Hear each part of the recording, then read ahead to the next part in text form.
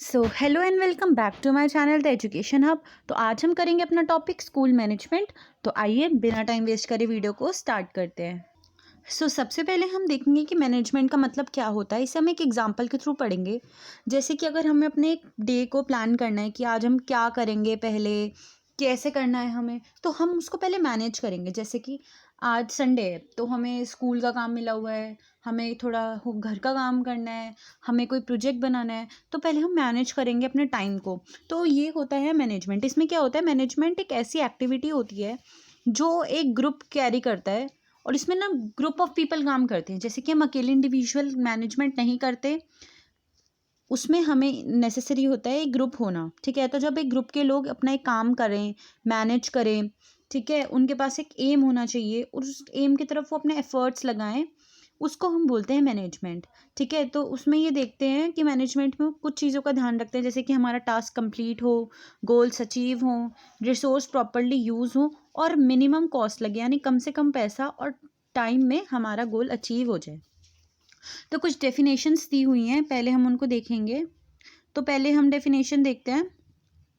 ठीक है, तो मैनेजमेंट एक ऐसी आर्ट है जिसमें काम होता है एक फॉर्मल टाइप में और एक ऑर्गेनाइज्ड ग्रुप में। मतलब जब एक ऑर्गेनाइज्ड ग्रुप हो, ग्रुप मतलब जिसमें मोर देन 2 पीपल हो, वो ऑर्गेनाइज्ड होते हैं, फॉर्मल होते हैं और वो अपना काम करते हैं या फिर गोल अचीव करते हैं। ठीक है, तो नेक्स्ट डेफिनेशन देखते हैं। मैनेजमेंट एक ऐसा प्रोसेस है जिसमें लोगों के साथ काम करके और लोगों के थ्रू काम करके हम अपने ऑब्जेक्टिव्स को अचीव करते हैं। किसमें? लिमिटेड रिसोर्सेज में। हमारे पास जो लिमिटेड रिसोर्स हैं उसमें हम लोगों को एक साथ मैनेज करके जब अपना गोल अचीव करें। तो थर्ड डेफिनेशन हम देखते हैं कि जो मैनेजमेंट है ये एक ऐसा प्रोसेस है जिसमें प्लानिंग होती है, ऑर्गेनाइजिंग होती है, actualising, controlling, determining and accomplishment of stated objective. यानी अकम्प्लिश करते हैं हम अपने ऑब्जेक्टिव को पीपल के थ्रू, मतलब पीपल को यूज़ करके और अपने रिसोर्सेज को यूज़ करके हम ऑब्जेक्टिव को अटेन करते हैं। नेक्स्ट डेफिनेशन देखते हैं। मैनेजमेंट को कैसा माना गया है? कंसेप्चुअल, थ्योरेटिकल, एनालिटिक पर्पस माना गया है। इसमें क्या करते हैं, जो मैनेजर है वो क्रिएट करता है, डायरेक्ट करता है पीपल को, मेंटेन करता है अपने ऑर्गेनाइजेशन को। ठीक है, और इसमें ह्यूमन एफर्ट्स को कोऑर्डिनेट करता है। लास्ट डेफिनेशन हम देखते हैं। अपने प्लान को मैनेज करना, ऑर्गेनाइज करना, कमांड देना, कंट्रोल एंड कोऑर्डिनेट करना ही मैनेजमेंट होता है। तो ये तो हमने पढ़ा डेफिनेशंस जो डिफरेंट मैनेजमेंट की दी हुई थी। अब क्या कैरेक्टरिस्टिक्स होती हैं मैनेजमेंट की, तो सबसे पहले देखते हैं। ये गोल होता है, इसमें हमारे मैनेजमेंट में कोई गोल होता है कि हमें ये अचीव करना है, ये टास्क हमें अचीव करना है। ठीक है, नेक्स्ट होता है ये मल्टी डायमेंशनल होता है, जिसमें जैसे कि इसमें अपने एम्प्लॉयज़ के ऊपर भी ध्यान देना होता है, नेचर कैसा है हमारे काम का, अपने ऊपर भी ध्यान देना पड़ता है। मतलब डिफरेंट डायमेंशंस होते हैं इसमें। परवेसिव होता है ये, मतलब जैसे कि इसमें हर एक लेवल पे इसकी रिक्वायरमेंट होती है। ये कॉन्टीन्यूअस प्रोसेस होता है, ये ग्रुप एक्टिविटी होती है, तो ऑब्वियस है जैसे कि ग्रुप एक्टिविटी होती है। डायनेमिक होता है नेचर में, मतलब इसे चेंजिंग एनवायरनमेंट के साथ अपने आप को अडेप्ट करना है। जैसे टाइम चेंज हो रहा है तो कैसे हमें मैनेज करना है, क्या हमें चेंजेस लाने हैं। ठीक है, तो मैनेजमेंट जो होता है वो रिजिड नहीं रह सकता बहुत टाइम तक। ये नहीं कि आज जो हमने ये कर रहे हैं तो आगे आने वाले अगले साल तक भी हम यही करते रहेंगे, नहीं, ये एक रिजिड नहीं रह सकता बहुत टाइम तक। ये इंटेंजिबल होता है, इसका मतलब होता है कि ये हमें दिखाई नहीं देता, लेकिन हाँ हम इसकी बस प्रेजेंस को फील कर सकते हैं। ये साइंस और आर्ट दोनों होता है। जैसे साइंस कैसे होता है, क्योंकि ह्यूमन बीइंग के साथ डील करता है, ह्यूमन बिहेवियर के साथ डील करता है। ये सिस्टमाइज बॉडी होती है नॉलेज की, थ्योरीज की, प्रिंसिपल्स की, साइकोलॉजी की, इसलिए तो हम बोलते हैं कि मैनेजमेंट साइंस भी है। और हम मैनेजमेंट आर्ट कैसे है, जैसे कि जो मैनेजमेंट होता है, हमें कुछ चीज़ हमने सीख ली, अब हम उसे अप्लाई करनी है, किसमें? स्किलफुल वे में अप्लाई करनी है हमें, एक प्रैक्टिकल वे में, इमेजिनेटिव वे में हमें उसे दिखाना है, इनोवेशन करके दिखाना है, क्रिएटिविटी में दिखाना है। तो ये हम बोलते हैं कि मैनेजमेंट जो होता है वो बहुत साइंस और आर्ट होती है, जो और ये दोनों की कॉम्प्लीमेंट होती है एक दूसरे की, मतलब ये दोनों साथ साथ चलती हैं। ठीक है, तो ये तो हमने पढ़ा कि मैनेजमेंट क्या होती है, मैनेजमेंट की डेफिनेशन और मैनेजमेंट की क्या कैरेक्टरिस्टिक्स होती है। अब हम आते हैं स्कूल मैनेजमेंट पे कि स्कूल मैनेजमेंट आखिर में होता क्या है। तो हम लोग जानते हैं जो स्कूल होता है वो एक सोशल इंस्टीट्यूशन होता है। इंस्टीट्यूशन का टॉपिक हम पिछली वीडियो में पढ़ चुके हैं। तो सोशल इंस्टीट्यूशन होता है जिसमें क्वालिटेटिव एजुकेशन दी जाती है, यानी क्वालिटेटिव एजुकेशन दी जाती है बच्चों को, किससे, सुपरविजन के थ्रू, मतलब सुपरवाइज करते हैं हम टीचर्स को और वो बच्चों को एजुकेशन देती है। जॉन डेवी कहते हैं स्कूल एक ऐसा स्पेशल इन्वायरमेंट है जिसमें certain quality of life and certain type of activities, मतलब कुछ क्वालिटी ऑफ लाइफ, कुछ एक्टिविटी, कुछ ऑक्यूपेशन बच्चे के अंदर हम डेवलप करते हैं। ठीक है, तो स्कूल मैनेजमेंट का क्या मतलब होता है, सिस्टमैटिक सिस्टम में और एक कॉन्टीन्यूअस एक्टिविटी होती है किसमें, in which school set is its vision. School अपने विजन सेट करता है, अपना गोल सेट करता है, स्ट्रैटेजी सेट करता है, प्रोसीजर सेट करता है, और अपने रिसोर्सेज, कैसे रिसोर्स, पीपल यानी जो उसके पीपल है, गुड्स, क्या उनके पास गुड्स है, क्या कैपिटल है यानी मनी है, और अपने इंफॉर्मेशन को वो बेस्ट वे से बच्चों के अंदर इनकलकेट करता है। ठीक है, तो वो ये डिफरेंट टास्क एक्टिविटीज़ से करते हैं। अब जो हमारे ह्यूमन रिसोर्स होते हैं स्कूल में वो होते हैं टीचर्स, प्रिंसिपल, सपोर्टिंग स्टाफ, और यानी जो भी ह्यूमंस होते हैं हमारा ह्यूमन रिसोर्स होता है। अब फिजिकल रिसोर्स क्या होता है हमारे स्कूल के अंदर, बिल्डिंग हो गई, फर्नीचर हो गई। ठीक है, फाइनेंशियल रिसोर्स होते हैं हमारे स्कूल में, इंफॉर्मेशन एंड टेक्नोलॉजी के रिसोर्स होते हैं, कम्युनिटी रिसोर्स होते हैं। तो इनका प्रॉपरली यूज़ करके, मैनेज करके हम स्कूल का मैनेजमेंट प्रिपेयर करते हैं। इसमें हेड ऑफ स्टेट मतलब हेड ऑफ डिपार्टमेंट होता है, या जो प्रिंसिपल भी हम कह सकते हैं, और ये जो इनको एनजीओ और पर्सन होते हैं ये स्कूल में भी हेल्प करते हैं, स्कूल इस्टेब्लिश करने में ये भी हमें बहुत हेल्प करते हैं। स्कूल में क्या होना चाहिए, प्रॉपर एटमॉस्फेयर होना चाहिए, एनवायरनमेंट होना चाहिए, लैब्स होनी चाहिए, फिजिकल रिसोर्सेज होनी चाहिए, ये सब होना चाहिए। तो अब सेलिएंट फीचर्स क्या होते हैं स्कूल मैनेजमेंट के। पहले तो होता है ये एक अप्लाइड ब्रांच है। अप्लाइड ब्रांच का क्या मतलब होता है, इसमें प्रिंसिपल्स और टेक्निक्स होते हैं वो डिसाइडेड होते हैं और गोल्स और ऑब्जेक्टिव को अचीव करने के लिए, क्या हमारे गोल हैं, क्या हमारे ऑब्जेक्टिव हैं, उनको अचीव करने के लिए हमारे प्रिंसिपल और टेक्निक ऑलरेडी प्री डिसाइडेड होती हैं। ठीक है, तो ये डायनेमिक होता है, मतलब इसमें इम्प्रूवमेंट का स्कोप होता है। ये नहीं है कि ये स्टेडी रहेगा, मतलब चेंज नहीं होगा। इसमें इनोवेशन का स्कोप होता है, मॉडिफिकेशन का स्कोप होता है।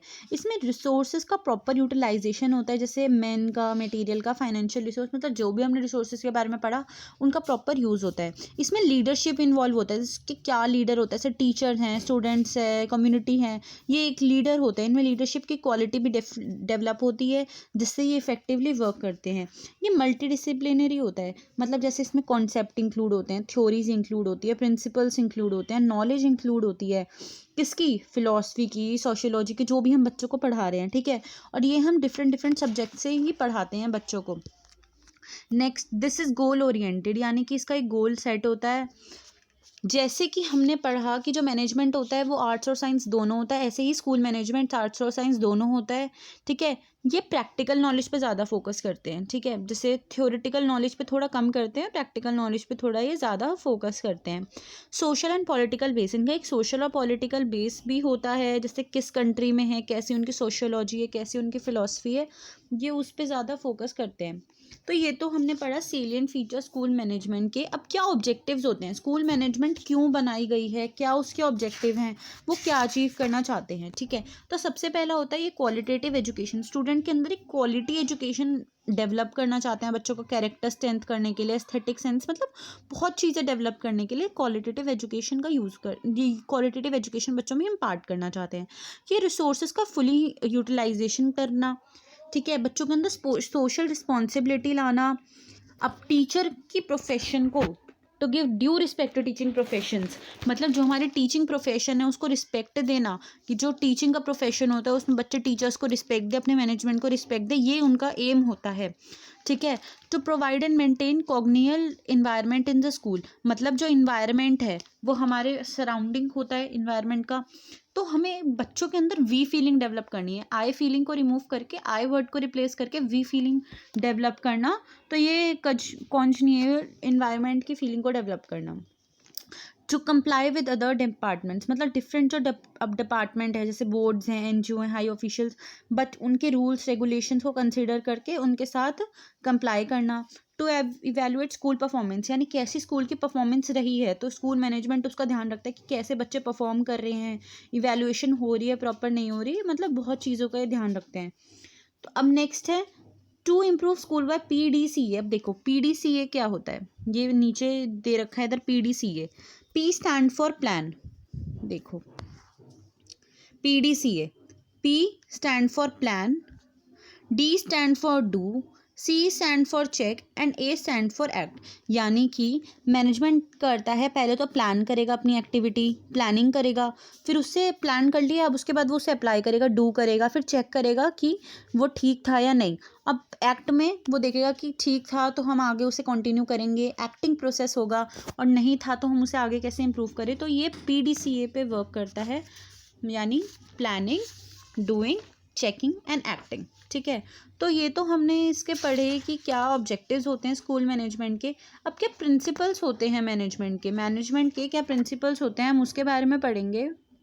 तो देखिए क्या सिद्धांत होते हैं मैनेजमेंट के। पहला डिवीजन ऑफ वर्क, इसमें जो वर्क होता है वो डिवाइडेड होता है, small task, big task, interest, aptitude, ability के अकॉर्डिंग ये टास्क डिवाइडेड होता है। अथॉरिटी एंड रिस्पॉन्सिबिलिटी, ठीक है, तो रिस्पॉन्सिबिलिटी और जो ड्यूटी होती है, ये जैसे कि हमारे ऊपर कोई है, हमारे हेड है, हम वो उसने हमें कोई रिस्पॉन्सिबिलिटी दी तो हमें उसे आंसरेबल होना चाहिए, हमें प्रॉपरली अपनी ड्यूटी को करना चाहिए। थर्ड इज़ डिसिप्लिन, उनका कुछ डिफरेंट रिलीजन होते हैं, एक स्कूल में स्टूडेंट्स होते हैं वो different religion, culture, economic status से आते हैं, तो ऐसा कोई होना कि बच्चों को प्रॉब्लम हो और बच्चा ज़्यादा फिशर मार्केट ना बन पाए। यूनिटी ऑफ कमांड, इसमें क्या होता है, एक हेड होता है और वो कमांड देता है, जो कि प्रिंसिपल होता है, और वो कमांड देता है कि उसे कैसे आगे उनके जो जूनियर्स हैं उनको काम करना है। यूनिटी ऑफ डायरेक्शन, तो वो डायरेक्शन देता है कि ये रिसोर्स ऐसे यूज़ होगा, वो टीचर्स को या उसके जो अंडर स्टाफ है उनको डायरेक्शन देता है। Subordination of individual interest to general interest, यानी अपने इंटरेस्ट का ध्यान रखने के साथ साथ जर्नल इंटरेस्ट का भी ध्यान रखना है। ये नहीं कि सिर्फ हम जर्नल इंटरेस्ट का ही ध्यान रखना है, अपने इंटरेस्ट का ध्यान नहीं रख रहे, नहीं, दोनों चीज़ें हमें साथ साथ मैनेज करनी है। सेंट्रलाइजेशन एंड डिसेंट्रलाइजेशन, सेंट्रलाइजेशन क्या होता है, इसमें डिसीजन मेकिंग जो पावर होती है वो हायर अथॉरिटी के साथ होती है, और डिसेंट्रलाइजेशन क्या होती है, जो डिसीजन मेकिंग है वो जूनियर ऑफिशियल्स के साथ भी होती है। जैसे कि एडमिशन में क्या होता है, फीस स्ट्रक्चर, रिक्रूटमेंट पॉलिसी, ये कौन डिसाइड करता है, मैनेजर डिसाइड करता है। अब क्या मेथडोलॉजी है, क्या क्लासरूम कैसे मैनेज करना है, वो टीचर्स डिसाइड करती हैं, तो ये डिस्ट्रीब्यूट होता है। रिम्यूनरेशन, इसमें क्या होता है, जो डिफरेंट लोग हैं स्कूल में जो इन्वॉल्व हैं, वो एम्प्लॉयज़ और ऑर्गेनाइजेशन दोनों वो जस्ट होने चाहिए, ठीक है, मतलब वो अच्छे होने चाहिए, वो प्रॉपरली अपने गुड एटमॉस्फेयर मेंटेन करें, आपस में ही एम्प्लॉयज़ अपना अच्छा रिलेशनशिप मेंटेन करें। नेक्स्ट है स्केलर चेन, स्केलर चेन में हमें दिखाता है हाईएस्ट टू लोवेस्ट रैंक में कि जो पर्सनस हैं, जैसे सबसे ऊपर हमारा प्रिंसिपल आता है जिसको मैनेजर बोलते हैं, उसके नीचे हमारा HOS आता है। HOS कौन होता है, वाइस प्रिंसिपल, फिर HOD हेड ऑफ डिपार्टमेंट आता है, फिर इंचार्ज आता है, फिर टीचर्स आते हैं, फिर स्टूडेंट्स आती हैं, ठीक है, एक स्कूल मैनेजमेंट में, ठीक है। और जैसे कुछ एक एग्जांपल समझेंगे, जैसे टीचर को कोई प्रॉब्लम फेस हो रही है क्लास से, तो वो किसके पास जाएगी, पहले HOD के पास जाएगी, ठीक है, HOD वो फिर प्रिंसिपल से बात करेगा, HOS के पास भी जा सकती है, वो HOD के पास भी जा सकती है, फिर वो प्रिंसिपल से बात करेगा, और ये प्लान ऐसे ही काम करते हैं। जैसे स्टूडेंट्स को कोई प्रॉब्लम है तो वो डायरेक्टली प्रिंसिपल या वाइस प्रिंसिपल के पास नहीं जाएंगे, पहले वो टीचर्स के पास जाएंगे, टीचर्स के पास सोल्यूशन नहीं होगा तो वो इंचार्ज के पास जाएंगे, टीचर्स खुद उनकी प्रॉब्लम इंचार्ज तक पहुँचाएगी या फिर ऊपर पहुँचाएगी। नेक्स्ट इज़ ऑर्डर, इसमें क्या होता है, सूटेबल प्लेस, सूटेबल टाइम, मतलब एक ऑर्डर में हमें पढ़ाना चाहिए, ठीक है। इक्विटी, इक्विटी का मतलब होता है काइंडनेस और जस्टिस बिहेवियर होना चाहिए हमारा सबके थ्रू, सबके में हमारा जेंडर आता है, रिलीजन आता है, लैंग्वेज आता है, सबके थ्रू हमारा एक इक्वल रिलेशन होना चाहिए। स्टेबिलिटी ऑफ पर्सनल, ठीक है, इसमें क्या होता है, जो employees turnover should be minimise to maintain organisational efficiency, यानी जो एम्प्लॉयज़ का टर्नओवर है उसको थोड़ा कम करना चाहिए ताकि हमारा ऑर्गेनाइजेशन प्रॉपरली वर्क करे, उनको एक प्रॉपर अपॉइंटेड काम देना चाहिए, ठीक है, और उन्हें फिक्स टेन्योर के लिए। जैसे school management fires the teacher every 4th day, जैसे कि स्कूल है वो हर चौथे दिन टीचर बदलता है, तो उनका प्रॉपरली मैनेजमेंट नहीं होगा, टाइम भी वेस्ट होगा, एनर्जी भी वेस्ट होगी और स्टूडेंट्स भी इंटरेस्ट नहीं लेंगे। नेक्स्ट इज इनिशिएटिव, इनिशिएटिव जो होता है वो सेल्फ मोटिवेशन का फर्स्ट स्टेप होता है। इसका मतलब जो एम्प्लॉयज़ हैं वो खुद एनकरेज होने चाहिए, वो इम्प्रूवमेंट्स खुद लाएं, वो किसी के भरोसे ना बैठें, वो खुद क्रिएटिव थिंकिंग है तो वो बताएं। एस्पिरिट डी कॉप्स, इसका क्या मतलब होता है? इसमें टीम स्पिरिट की फीलिंग को बनाना चाहिए। आई की जगह वी वर्ड लाना चाहिए, जैसे हम अपने अपने बारे में ना सोचें, आई की फीलिंग ना ला के वी की फीलिंग लाएं। ठीक है, तो ये तो हमने पढ़ा प्रिंसिपल्स ऑफ मैनेजमेंट। अब क्या है, फंक्शंस क्या है, क्या काम करती है मैनेजमेंट। ठीक है, तो उसके बारे में पढ़ेंगे। सबसे पहला फंक्शन होता है प्लान, मतलब जो ऑर्गेनाइजेशन होती है वो प्लान करती है कि क्या उन्हें करना है, फिर ऑर्गेनाइज करती है कि कौन सा काम कौन करेगा। फिर स्टाफिंग, यानी स्टाफ में उन्हें कौन से टीचर्स चाहिए। सपोज उन्हें मैथ्स है उनके स्कूल में, तो उन्हें मैथमेटिक्स टीचर्स चाहिए। ठीक है, तो ये स्टाफिंग करते हैं। फिर होता है डायरेक्शन, फिर डायरेक्शन देते हैं वो कि कैसे डायरेक्ट, फिर वो जो हेड होता है वो डायरेक्ट करता है, मैनेजर जो होता है वो डायरेक्ट करता है। फिर वो कंट्रोल करता है। इसमें क्या कंट्रोल करते हैं, जो एक्टिविटीज़ हैं वो प्रॉपर प्लान के अकॉर्डिंग वर्क कर रही हैं या नहीं। ठीक है, तो ये कंप्लीट साइकिल की तरह वर्क करता है। अब रोल और फंक्शन देखते हैं हम। प्रिंसिपल का क्या रोल है स्कूल मैनेजमेंट में, क्या उसकी अथॉरिटी है। तो ये एज एन एडमिनिस्ट्रेटर वर्क करता है, जैसे कि ये एकेडमिक्स, स्टूडेंट्स के एकेडमिक्स पे भी ध्यान देते हैं, ये प्रोफेशनल ग्रोथ, टीचर्स की ग्रोथ पे भी ध्यान देते हैं, ये अपॉर्चुनिटीज़ देते हैं टीचर को अपना एक साथ प्लान करने के लिए, थिंक करने के लिए। रिकॉर्ड्स और अदर डॉक्यूमेंट्स को एक प्रिंसिपल मेंटेन करता है। उसके पास अथॉरिटी की रिस्पॉन्सिबिलिटी होती है। उन्हें दूसरे लोगों के साथ, दूसरे मैनेजमेंट के साथ भी मिलके काम करना पड़ता है। वो एक प्लानर और एक ऑर्गेनाइजेटर होते हैं, वो खुद प्लान करते हैं, वो सेट करते हैं एम्स ऑब्जेक्टिव। फिर को करिकुलर, एक करिकुलर और कम्युनिटी सर्विस को ऑर्गेनाइज करते हैं। Human and non human resource को वो ऑर्गेनाइज करते हैं। ये इवैल्यूएटर होते हैं, ये बताते हैं कि क्या इम्प्रूवमेंट आनी चाहिए और कैसे हम अपना बेस्ट दे सकें। टीचर्स को बताते हैं ये इवैल्यूएटर की तरह। कि लीडर होते हैं, ठीक है, तो वो सजेशंस को वेलकम करते हैं डिफरेंट टीचर्स की। टीचर, स्टाफ मेंबर और स्टूडेंट्स को जर्नली लेके वो काम करते हैं, वो भेदभाव नहीं करते। और उन्हें बिहेवियर को इन्फ्लुएंस भी करना होता है दूसरों की, not only teachers but students also, दोनों की उन्हें एक साथ मैनेज करना होता है। वो कोऑर्डिनेटर होते हैं, ये कोऑर्डिनेटर का रोल प्ले करते हैं। किसका कोऑर्डिनेशन बिठाते हैं, स्टूडेंट्स और टीचर का कोऑर्डिनेशन बिठाते हैं, सोसाइटी और स्कूल का कोऑर्डिनेशन बिठाते हैं, स्टूडेंट्स, टीचर और एडमिनिस्ट्रेटिव स्टाफ का कोऑर्डिनेशन बिठाते हैं। वो हाई अथॉरिटीज़ का और स्कूल का कोऑर्डिनेशन बिठाते हैं। वो डिफरेंट डिपार्टमेंट, एजेंसी और एजुकेशन का डिपार्टमेंट का क्या कहते हैं, कोऑर्डिनेशन बिठाते हैं। तो ठीक है, तो ये हमने पढ़ा क्या होता है प्रिंसिपल। एडमिनिस्ट्रेटर होता है, इवैल्यूएटर होता है, ऑफिसर होता है, लीडर होता है, और प्लानर और ऑर्गेनाइजेशन भी होता है। सो आज की वीडियो में हमने पढ़ा स्कूल मैनेजमेंट के बारे में, उसकी डेफिनेशन हमने देखी। फिर हमने देखा कि मैनेजमेंट का कॉन्सेप्ट देखा, स्कूल मैनेजमेंट का मीनिंग और कॉन्सेप्ट देखा, सेलिएंट फीचर्स देखे स्कूल मैनेजमेंट के, ऑब्जेक्टिव्स देखे स्कूल मैनेजमेंट के, प्रिंसिपल्स देखे मैनेजमेंट के। हमने स्केलर चेन के बारे में भी पढ़ा था। इसमें फंक्शंस देखे, क्या फंक्शंस होते हैं मैनेजमेंट के, रोल और फंक्शन देखे कि प्रिंसिपल कैसे एक स्कूल मैनेजर होता है। तो होप है आप लोगों को वीडियो समझ आई होगी। अगर आप लोगों के कोई भी डाउट्स है तो आप कमेंट सेक्शन में पूछ सकते हैं। And if you like watching the education hub videos, to do subscribe to my channel. Thanks for watching.